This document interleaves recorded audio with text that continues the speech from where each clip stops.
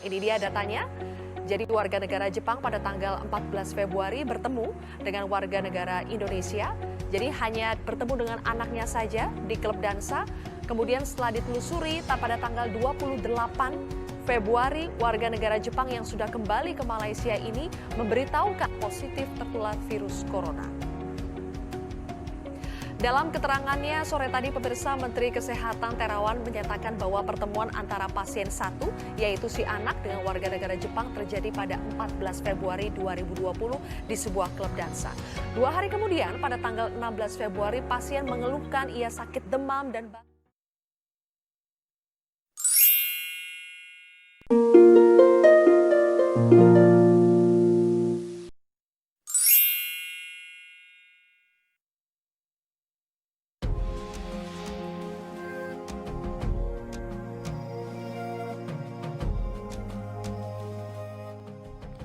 Pada Senin 30 Maret 2020, pemerintah menetapkan pembatasan sosial berskala besar atau PSBB. PSBB adalah pembatasan sosial berskala besar yang diatur dalam Undang-Undang Kekarantinaan Kesehatan Nomor 6 Tahun 2018 Pasal 59. Artinya terdapat situasi kedaruratan kesehatan masyarakat. Peningkatan jumlah warga di Indonesia positif COVID-19 per Senin 30 Maret 2020 sebanyak 1.414 kasus, meninggal 122 orang, dan sembuh 75 orang. Status PSBB diterapkan karena imbauan sebelumnya, yakni social distancing, belum dijalankan secara benar oleh masyarakat. Apa saja yang harus kita patuhi selama menjalankan PSBB? PSBB adalah physical distancing yang dilakukan lebih tegas, disiplin, dan efektif. Peliburan sekolah, peliburan tempat kerja, pembatasan kegiatan di tempat atau fasilitas umum seperti beribadah, pernikahan, konser atau kegiatan yang melibatkan khalayak ramai, skenario penutupan jalan, dilarang mudik ke kampung halaman, langkah terakhir bila keadaan memburuk akan diberlakukan darurat sipil. Dalam menjalankan pembatasan sosial berskala besar, pemerintah akan melakukan pendekatan persuasif melalui kolaborasi Kementerian Kesehatan, gugus tugas COVID-19, Kementerian Perhubungan, Polri, TNI, Pemda, dan kementerian lembaga terkait.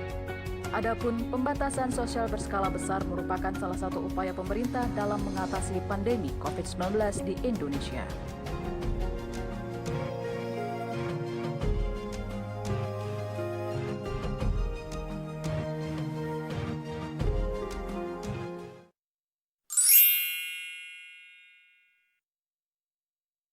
Ini merupakan visualisasi bagaimana PSBB dapat melandaikan kurva grafik penyebaran COVID-19.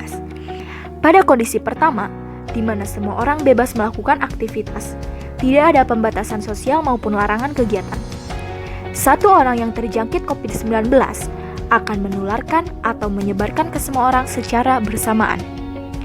Kurvanya akan sangat tajam, serta melampaui kapasitas penanganan medis dan memungkinkan tingginya angka kematian.